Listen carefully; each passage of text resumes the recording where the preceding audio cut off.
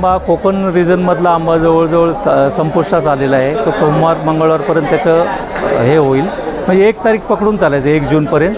पण त्या आंब्यामध्ये आता काय तेवढं दम राहिलेलं नाही. त्याच्यात साखे मोठ्या प्रमाणात निघतात. 2 दिवसापूर्वी मोठ्या प्रमाणात कोकणात वादळ आणि पाऊस झालेला, त्यामुळे तिथे राहिलेला जो शिल्लक माल आहेत ते आंबा बागायतदार व शेतकरी तिथे कॅनिंगसाठी प्रोसेस चालू झाले. ते 40, 45, 50 रुपये किलोने जागेवरच माल देतात. तो तिथला कोकणचा विषय आता जवळ 2-4 दिवसात संपुष्टात येईल.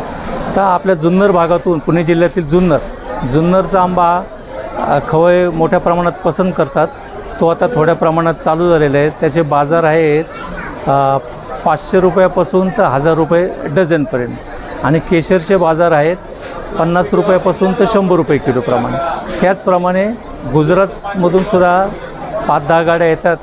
तिथं गुजरातमधून सुद्धा हापूस आणि केशर हे चालू झालेले आहेत. त्याचेसुद्धा बाजार 500 रुपयापासून 1000 रुपये डझन आणि केशर 60 ते 100 रुपये किलो याप्रमाणे चालू आहे. अजून एक 8 दिवसांनी जुन्नरची आवक मोठ्या प्रमाणात वाढेल आणि खवय आता सध्या जुन्नर आणि गुजरातला पसंती देतात.